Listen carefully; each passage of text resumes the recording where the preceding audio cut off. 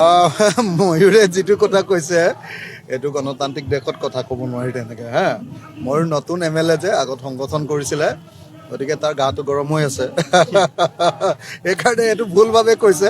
মই ভাবোঁ যে ময়ূৰে যেতিয়া বুজি পাব যে সংবিধান কাক কয়, দেশৰ গণতন্ত্ৰ কাক কয়, সেইটো বুজি পাব তেতিয়া ময়ূৰে নিজে নিজে এইটো পস্তাব যে এইটো সি ভুল কথা কৈছে।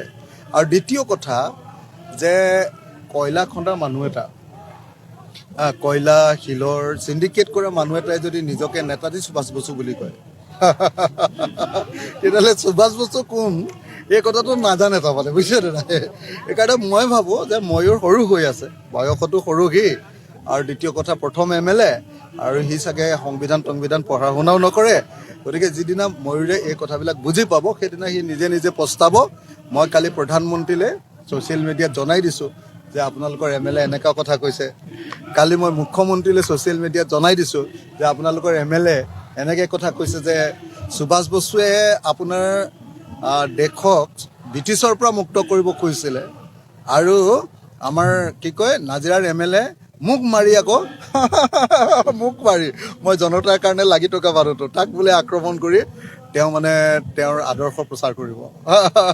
এইটোতো নাথুৰাম গডছেহে হ'ব আৰু হয়নে নহয়? গতিকে এইবিলাক একেবাৰে মই ভাবোঁ যে তাৰ এনেই মই যে আচলতে ধৰি আছোঁ তিনিজন MLA ৰ কথা কৈ আছোঁ যে সুশান্ত বৰগোহাঁই, আপোনালোকৰ ইয়াৰ MLA কি নাম আছিলে, ধৰ্মেশ্বৰ কোঁৱৰ আৰু ময়ূৰ, এই তিনিজনৰ কাৰণে যে গোটেই প্ৰলয়টো হৈছে বুলি মই কৈছোঁ।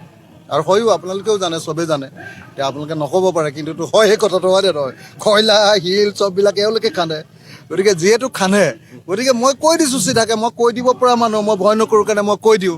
গতিকে কোনোবাই যদি বেয়া পায়তো উপায় নাই, মোক মাৰিলেও মই একেটাই মানুহ, মোক গুলিয়াই দিলেও একেটাই মানুহ। মহাত্মা গান্ধীয়ে যেনেকৈ নাথুৰাম গডছে গুলিটো খাই কি বুলি কৈছিলে, হয়নে নহয়?